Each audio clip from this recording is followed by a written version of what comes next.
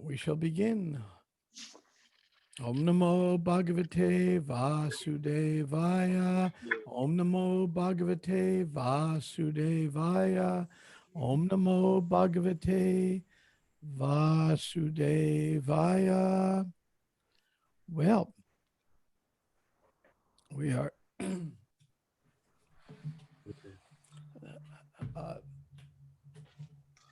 I connected the mic. let's see. Let me turn to the proper page. One moment. It's Brahma Tirtha today. Okay. Okay.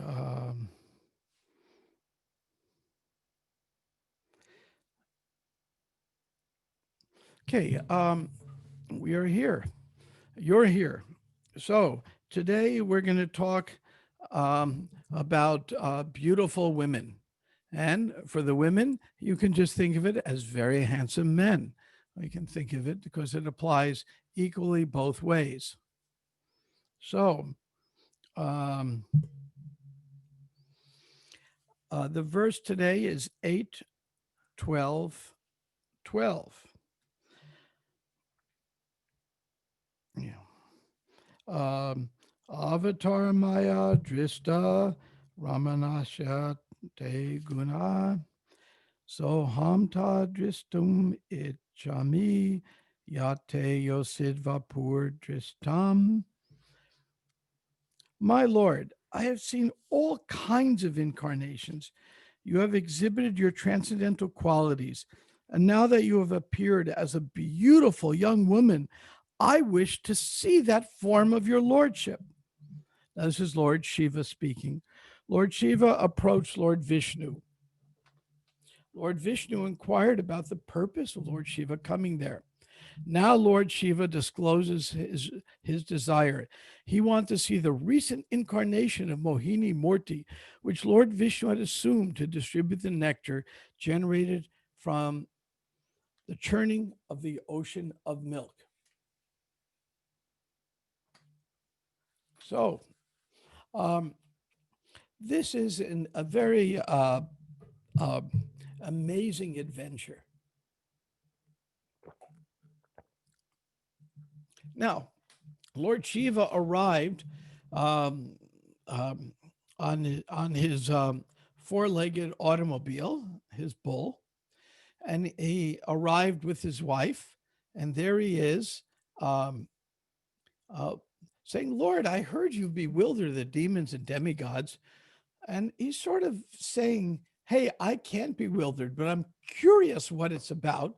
And as the chapter goes on, we'll see he was, even in front of his own wife, utterly bewildered as Mohini Murti bounced a ball. And as she bounced a ball, her clothes loosened up, and then the wind came and blew the clothes away.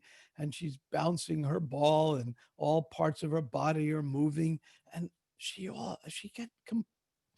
gets completely bewildered.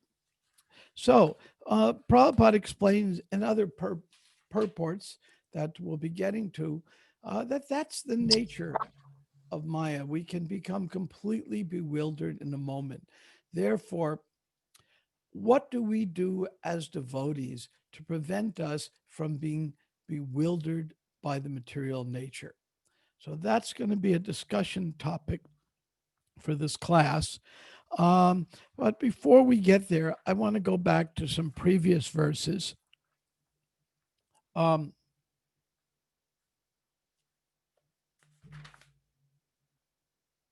When Lord Shiva appeared, Lord Shiva prayed first.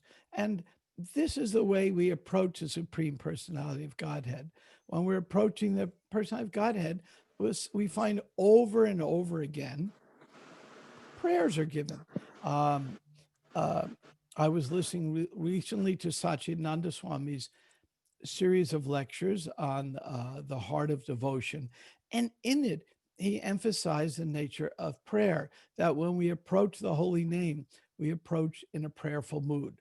Now, I was brought up in a Jewish tradition, which has its advantages and disadvantages.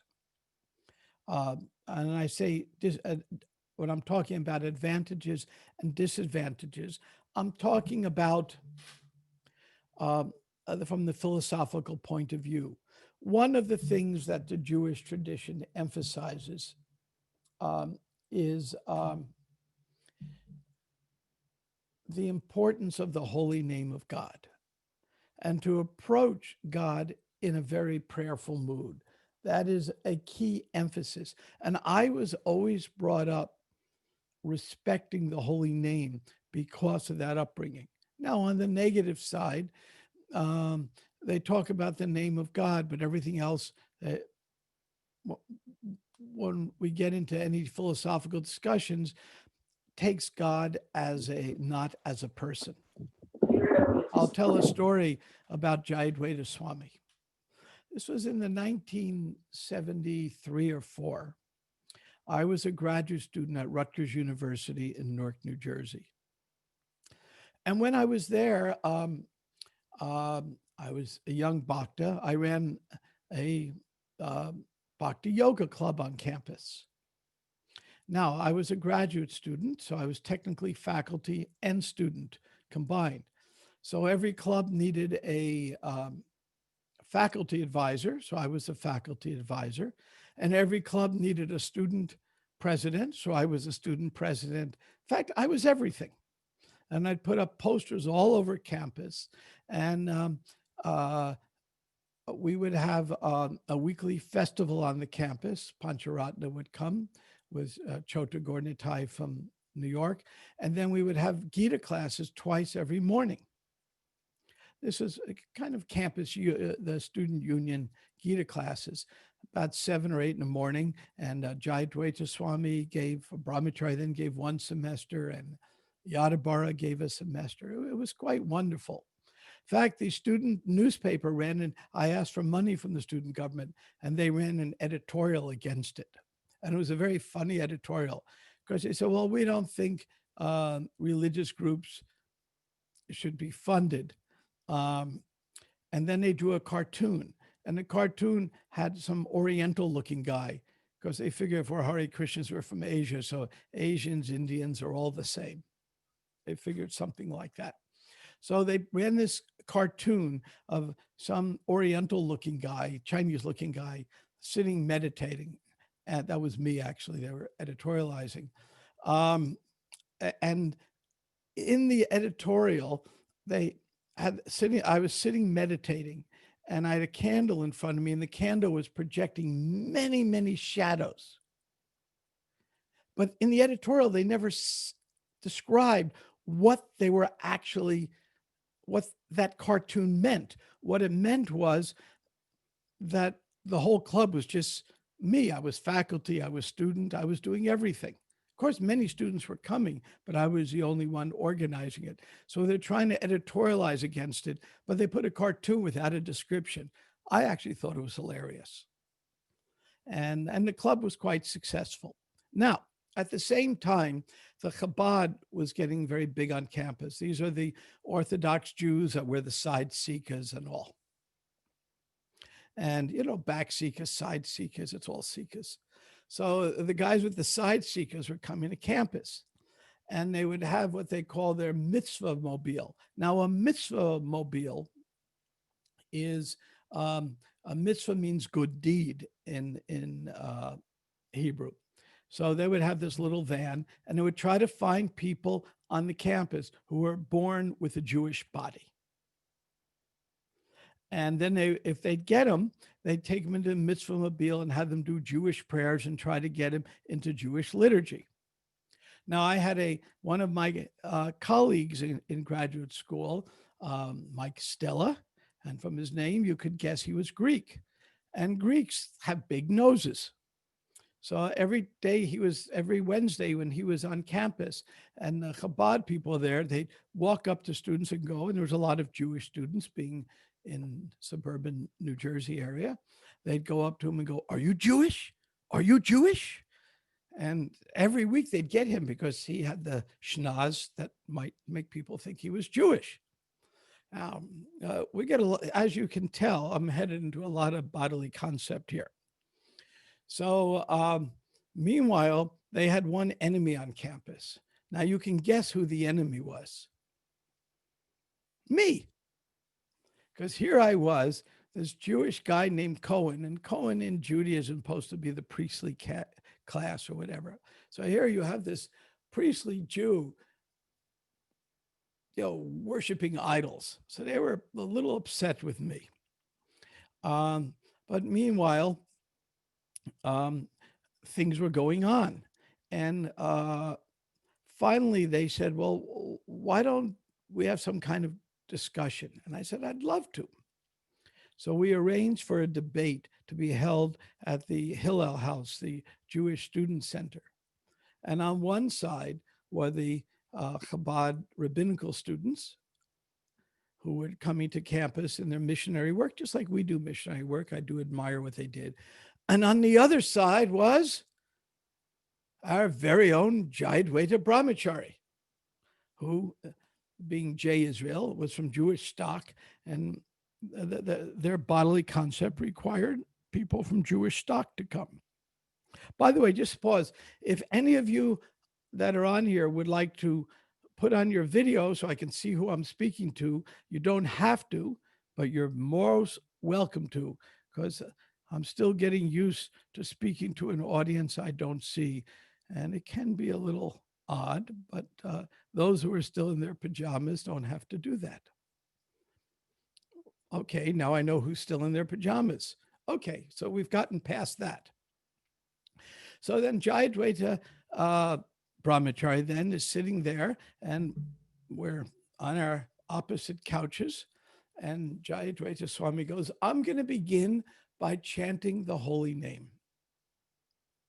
And he takes out little kartals and starts chanting Hare Krishna. Well, when he's doing that, some of the rabbinical students sort of get into it and are swaying back and forth and enjoying it. And the others are poking him in the sides. You can't do that, because you want to purify the holy name. And then we got into a debate, a philosophical debate.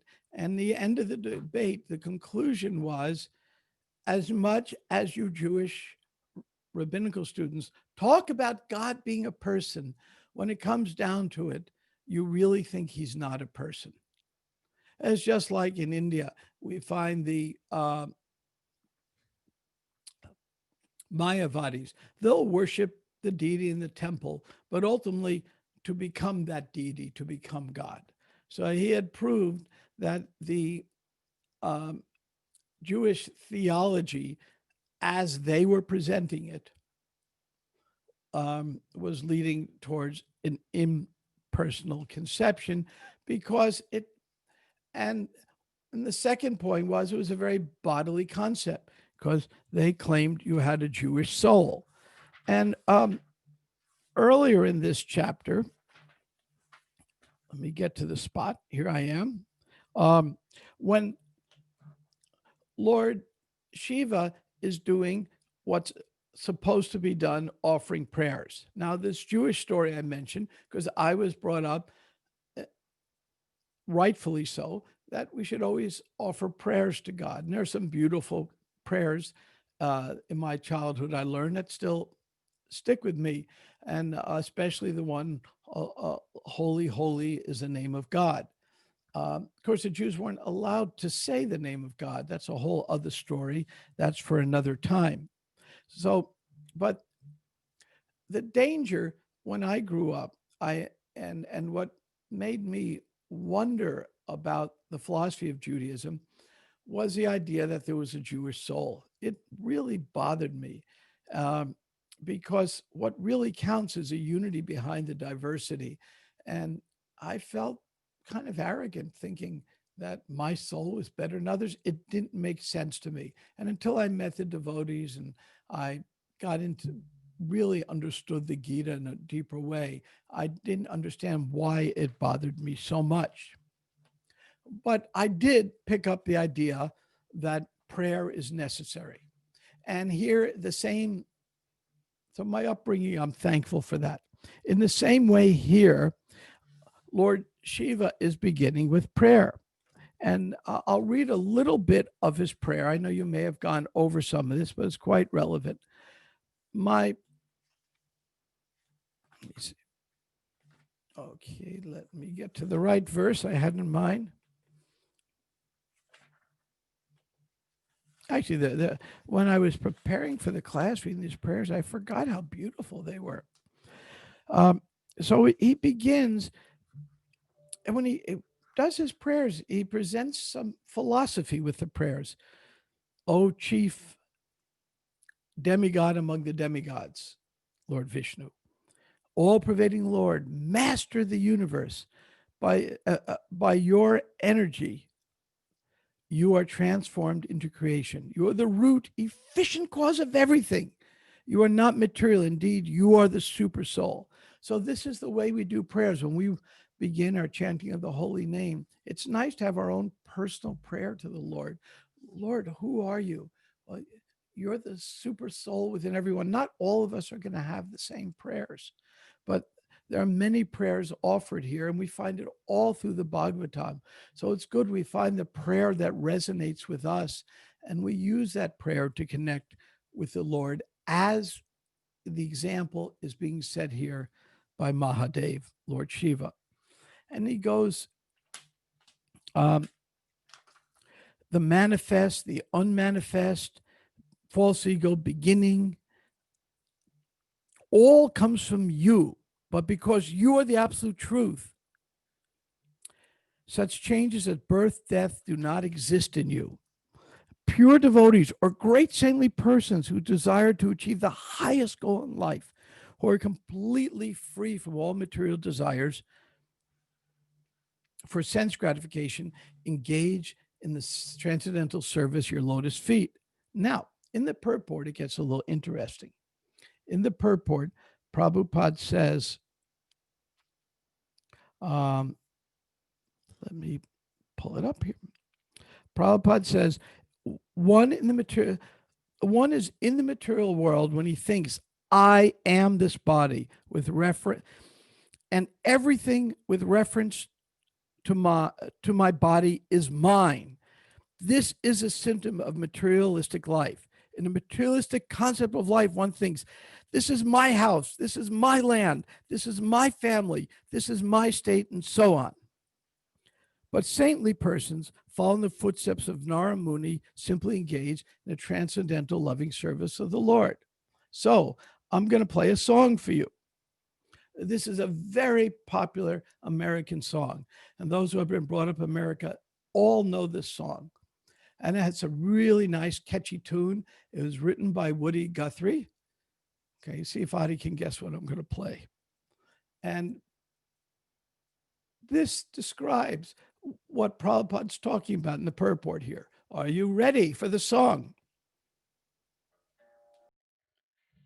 Can you hear it okay?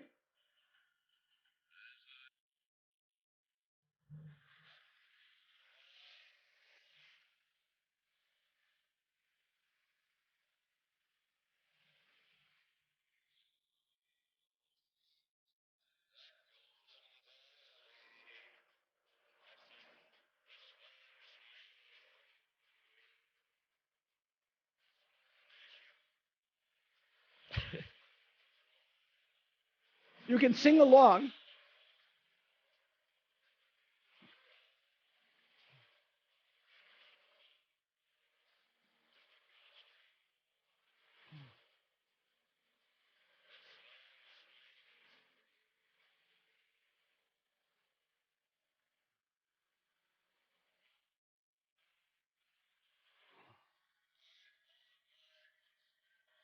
Okay, so you can hear that? Okay, so you got the idea. This land is, that was Johnny Cash singing, by the way, Woody Guthrie's song, for those who were curious. And this land is my land. This land is your land. This body is my body. That body is your body. This is the reverse of the prayers that Lord Shiva is saying. Lord Shiva is saying the prayers that this land is Krishna's land. This body is not mine. We didn't create it. It's all intended for service. So this bodily concept permeates all of us. And any of us who think we're not proud of our body and in the bodily concept is in great illusion. That is the biggest Maya, to think we're not thinking we're this body, because we all do all the time. So, what's not quite all the time, though, because there's sometimes we rise above being this body.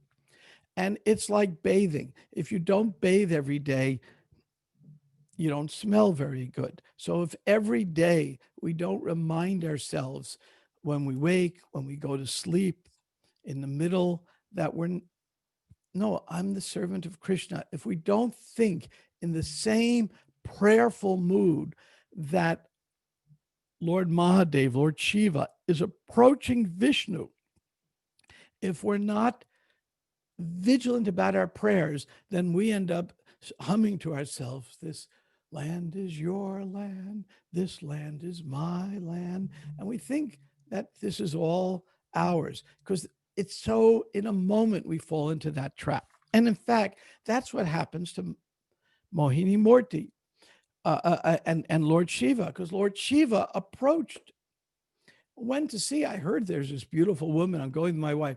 I will not be impacted by this because I'm above all of this. I'm Mahadev. Come on. I'm it. I mean, this world, I control it. And all of a sudden, uh, he comes completely bewildered, leaves his wife, and runs off trying to chase Mohini Murti and catch her. So, and this is after he said the prayers. Now, so my question is, what do you do as devotees when you reach your Mohini Murti moment? Now, what's a Mohini Murti moment? Okay, that is, we're doing our service, we're chanting our rounds, Hari mumble, mumble, mumble, Hari, doing our mumbles. Maybe our mind isn't as entirely focused as it should be. We said our prayers, Nama Om Vishnu Padaya, blah, blah, blah, blah, blah. And then all of a sudden, the day goes on and our version of Mohini Murti comes. Now, what does Mohini Murti look like us? Well, to a woman, it might be a very handsome man. To a man, it might be a very beautiful woman. To any of us, it might be one of the four things that drag us down. I remember when in the 60s, and when I went to India before I met Prabhupada, I used to get stoned, as we all did in those times. They say if you could remember those times, you weren't there. So, and then Prabhupada, and I really want to give that up. And in 1 minute, Prabhupada told me how to give it up, and it was easy. It was actually easy. Then a few years ago, I was in Denver and landed at the airport and took the train downtown. I'd forgotten what happened in Denver, that they had passed recreational marijuana. So I get off the train and everyone down there was smoking. And then I had my Mohini Murti moment, because that attraction can sit for a long, long time with each of us. And so when I got off the train, I had my Mohini Murti moment. And the Mohini Murti moment was, do I inhale deep or do I hold my breath? Because it's still sitting there, these desires, even though it had been 4 decades, 5 decades, I was there. I'll admit, I held my breath and walked away quickly because I understood the danger of the circumstances. So each of us are going to have our Mohini Murti moments. And this chapter is telling us, what do we do about it? And even the prayers offered by Lord Shiva weren't quite enough, though in this case, it was Lord Vishnu's intention to embarrass Lord Shiva. And then at the end, there's um, uh, Lord Vishnu says, "O best of the demigods, although you have been harassed by me because of my potency, assuming the form of a woman, you are established in your position. May all good fortune come to you." Now, um, uh, so and so the lesson here is sometimes we may even have difficulties in devotional service, but what is a secret?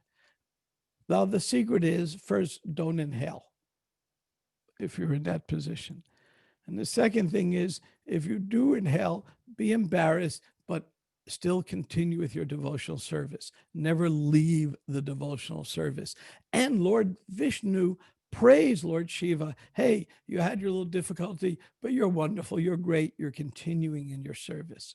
Because even Krishna says in the Gita, even one most commits abominable activities. That's not an excuse to do it, but if one is situated in devotional service, one is rightly situated. And that's a very, very important verse, a very bewildering verse to me. When I met Prabhupada, it was the very first verse Prabhupada quoted to me, the very last verse he quoted to me. He quoted to me in Sanskrit when I met him. I didn't know a word of Sanskrit, and it was the only verse in the Gita I knew in English because it bewildered me when I read it. Now, that was a mystical moment. But the verse is very important because what it's telling us is this: it's not an excuse to have Mohini Murti moments in our life, but it's saying be very cautious. But if you do have a moment, then you still rise up and you continue your devotional service, but with a greater sense of humility. Because if we commit sinful activities on the strength of chanting the holy name, that is considered one of the greatest offenses of all the offenses of chanting the holy name. But if something accidentally happens, then we have to stand up and just continue with our devotional service. So these are some of the lessons found in this wonderful chapter of Mohini Murti. At this moment, I'm going to pause, ask people to unmute, and reflect on what was said. Tell me what their realizations are on this chapter, what they heard. I'd love to share realizations. If somebody has some questions, they're free to ask it. So would anybody like to unmute and give a reflection on what they got out of what was the essence of this chapter? Yeah, Adi. Just to verify this point about how nothing is mine. Nirmama means nothing is mine. There's a quote from Chief Seattle. You know that quote? They tried to make a treaty. He still had some spiritual potency. The government tried to make a treaty with the Indians. You know, that you have this part of the land and we have that part of the land. Sign this paper. So Chief Seattle said, wait a minute, who owns the sky? How can you draw a line in the sky and say this part is mine and that part is yours? Who owns the river? Who owns the sun? You know, they didn't have this concept of like, you know, this is mine. They felt like, you know, this is all manifestation of the Great Spirit, and we're being cared for, and it's available for everyone. So that was an interesting thing to hear him say that, and it hits you, you know, who owns the sky? How can you draw a line in the sky and say this part is yours and this part is mine? It seems ridiculous, right? That idea of mine, yours. We find in this era of extremely polarized politics, we're getting all over the world, not just in America, we're getting this mood that was prevalent in Europe in the 1930s. That's when Mussolini and Hitler were coming to power. Stalin was already in power. And the idea was, this land is my land. This is pathological nationalism. Excuse me? Pathological nationalism. Yeah, yeah. It was extreme nationalism. And when Hitler invaded Poland, he thought that England would never declare war because the King of England came from a strong Germanic line, because the royalty of Europe would intermarry. People in the 1800s were not nationalists at all, because they would intermarry. I mean, the current Prince Philip was a Greek prince of German extraction, and Queen Victoria's husband Albert was a German prince, and so they weren't nationalists in the 1800s. Um, uh, they were racist. That my race is better than your race, and we have the royal blood, casteism, and our royal blood is better than your blood. And that we had in America manifest destiny, and in Europe they would colonize all over the world, Australia, Africa, Philippines, and each take these countries for natural resources. And because we're the superior race. So Europe of the 1800s was not nationalistic, it was racist. Then in the 1900s, it switched to racism and nationalism. I mean, Hitler certainly was an extreme racist, and they combined racism and nationalism. So this was taking the bodily concept and ratcheting it up one more notch. And now we find again in 2020 all over the world there is cries of nationalism. We want to build border walls, and my country is better than yours, and make my country great again, and all these things go on. um, but it comes back to that song I say, this land is my land, and my land's better than your land, and my race is better than your race, and heavily bodily concept. That's where, as a movement, we have a chance to show an example that we rise above it. What was Bhaktivinoda Thakur's prayer? That Europeans, Russians, Americans, whatever, would all, and Indians, be dancing together, chanting Hare Krishna. The idea was that, sure, there's bodily differences. I mean, if I go to a Sunday feast and I hear there's someone from my hometown, naturally I'm going to sit and talk to them.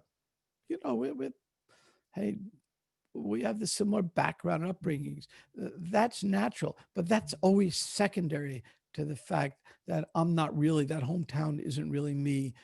That bodily concept isn't me. So this, our challenge is to rise above that. And it is a daily challenge for us, always, because we've been brought up from we're little children. Our parents are saying, oh, my parents say, oh, Bobby, you're so cute. You're so smart. You're so this. And it's parents do that naturally, but it increases bodily concept. So we always have to, by our prayer and meditation, fight the bodily concept continually. And the moment we stop fighting, we can end up like Lord Shiva. Now, again, Lord Shiva, generally above this, but Lord Vishnu is so powerful. If he wants to have fun, he can even humiliate Lord Shiva. And as described earlier in the chapter, they wanted to have some fun, Lord Vishnu with Lord Shiva. Adi. You were quoting that verse. Even if one commits the most abominable activities, Yeah. he should be considered saintly if he's engaged in devotional service. He's rightly situated, and very soon he will become purified.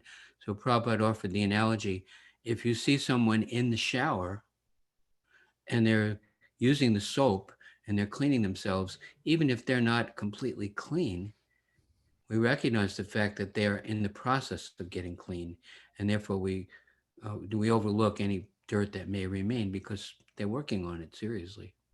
It, Right? it, A good analogy, being in the shower. Prabhupada was in my experience, extremely liberal that way. When a devotee had trouble, he would just rise up and continue with their devotional service. And Right. Prabhupada was very careful not to let devotees be humiliated. Or many examples like that. A most famous one is when one leading sannyasi was having some troubles, and Prabhupada walked by the Brahmachari ashram and heard them gossiping about him, Prabhupada was furious. Because you're going to make it so difficult for him to stay. So any other reflections or any questions or comments? I'll give you a moment to think. Does anybody have anything they'd like to add from their own personal experience? Is there anybody here who would like to get embarrassed? Okay, we won't go quite down that road. I could never process this whole idea of like being bewildered by the feminine form of Krishna. It seems like it's not like being bewildered by the form of an ordinary living entity, but that at least they're attracted to Krishna, so isn't that good? Like Kubja or the gopis being attracted in a romantic way, but it's to Krishna. So it's perfect, and it's not exactly like material lust. Is that true? Or I have trouble processing this story. The gopis attracted to Krishna. Well, the Prabhupada uses the example of a pond. When you see a tree in a pond reflected on the water, it's not the real tree, but it looks like it. So similarly, what looks like material lust really isn't. But we all have loving desires, but those are the pure loving desires. Because what's the gopis thing? They just wanted to serve Krishna. It was all in the mood of the deepest service. When Krishna had a headache, no one wanted to give dust from their feet because they felt they'd be cursed. But the gopis said, take the dust. I don't care about my head. I don't care what happens to me. I don't care if I go to hell for this. I don't want you to have a headache, Krishna. That's the kind of pure love. And Prabhupada says the closest thing we find to it in this material world is Prabhupada's observation is the love of a mother and a child. Because the mother is very selfless. The mother will starve to death to feed the child. And, one reason I think that women can have a certain advantage in devotional service is because they go through that experience. And it's something that men don't quite go through in that same depth. There's a bonding of a nursing mother. There's a bonding, and that bonding turns into such a selfless love. There was an example recently of a young elephant, and the young elephant got stuck in the river, and the elephant's mother and then other relatives came to join, went to try to free the elephant from the river, and they all died. I mean, even in the animal kingdom, we see that intense love and that intense attraction. So that intense love and attraction, the love we experience among our God brothers and God sisters, among husband and wife, that love can lead us in the path of lust. Oh, this is my family. I'm so proud of this. Or it can lead us in the opposite direction. Oh, I have a little taste of what transcendental love is. And that's why Prabhupada formed International Society for Krishna Consciousness, so we can have loving exchanges among us, so we can experience somewhat that love. Prabhupada was at one life member's house, and the life member was very proud. And so he was bringing in all of his children and relatives, and Prabhupada's sitting there with his followers, and comes in, oh, this is my son, this is my daughter, this is my daughter-in-law, this is this. And, the whole thing parades past Prabhupada. And then the man steps out of the room, and Prabhupada turns to his disciples and goes, and this is my sex life. Because that man was just very proud of the bodies that he had produced. It wasn't that that experience of, oh, these bodies are given to me by Krishna so I could do something with them. It was a very different mood. Okay, we only have 1 minute and 30 seconds left. Does anybody else have any comment whatsoever? Yes. Hare Yeah. Krishna Prabhu. Please go. Yeah, I don't know if 90 seconds is enough, but I had a kind of thought this morning that Krishna can come in the form of Mohini Murti when we get engaged in activities that are connected to Krishna, but may take us away from fulfilling the order of the spiritual master, Krishna's representative. You know, like for example, let's say you have deep attachment to pujari service. You just like to do that all day long, or you just love to read books all day long, or you just Srila Prabhupada's books, of course, all day long, or if you like to do any Krishna conscious activity all day long, but if that activity keeps you from, you know, completing your prescribed items of sadhana, then to me that's like Mohini Murti, you know, because, you know, looks like Krishna, but it's kind of taking away from Krishna because you're not able to do what Krishna wants, which is the order of his representatives. So what would you say about that? There are, we're doing 9 process devotional service. That lecture series began Saturday with a broadcast from our own Bhakti Center. And so we're discussing all 9. And Radhanath Swami was asked, well, are some better than the others? Well, of course, Shravanam, Kirtanam, hearing and chanting is considered the topmost, but they're all important. So, and Radhanath Swami pointed out that everyone, you know, every one of us devotees are probably doing to some degree all 9 of the devotional processes. Now, somebody may be emphasizing the artik more, somebody may be emphasize cleaning the temple more, but the core is always hearing, chanting, and remembering. So that sustains us for the other 6 devotional processes. And we, by our nature, one of them may be more predominant than the other. And Krishna was very clear to Arjuna, it's best you act on your nature. So if our nature is to do cleaning, then we may do more of that, but we do all of the, most of us do all of the devotional process to some degree or another. So we have to mix by our nature combined with our sadhana. And if we have some kind of decent sadhana, we'll find that all the devotional processes fall into place. But whatever your nature is, that's going to take you to a particular process more than the others. And that's good.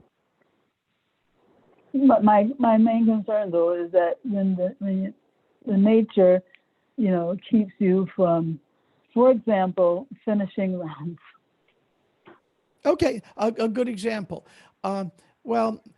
It's called balance. And sometimes we have to learn to be better Buddhists. In other words, the Buddhists are big advocates of the middle way. So if something is out of balance in our life, then we have to sit down with our God brothers and God sisters and aunts and uncles and talk to them and say, I do this.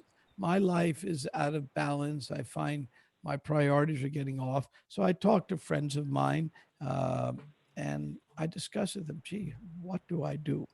So that's what you do. You discuss with them, I'm out of balance. You know, sometimes we can't see ourselves very well. We can't see where we're out of balance. And so we talk and see, what can I do to have a better balance in my life? Most of us will end up out of balance. And that's why we have, again, a society, so we can have association. And right now, due to COVID, it's very hard to have person-to-person talks, face-to-face. But in one sense, it's much easier because we can all Zoom and Skype and everything else. So in one sense, we can get more association now. So that's the kind of discussion that you can have. Okay, is my priorities in life right or not? And I'm so glad you asked that question, because it's one all of us will benefit from by asking. And the more often, the better we ask that question. Okay, thank you very much. With that, we're greeting the deities. I think it's time to stop. Is there anybody Anybody else had something pressing? Or if not, we'll stop here. I was told I can go a few minutes over. Okay. Thank you very much. It's a great honor and privilege always to be at the Bhakti Center. And I wish I Thank you, could be there Prabhu. in Thank you person, very much. but Thank that you very doesn't much. work well. Okay. Hare Krishna.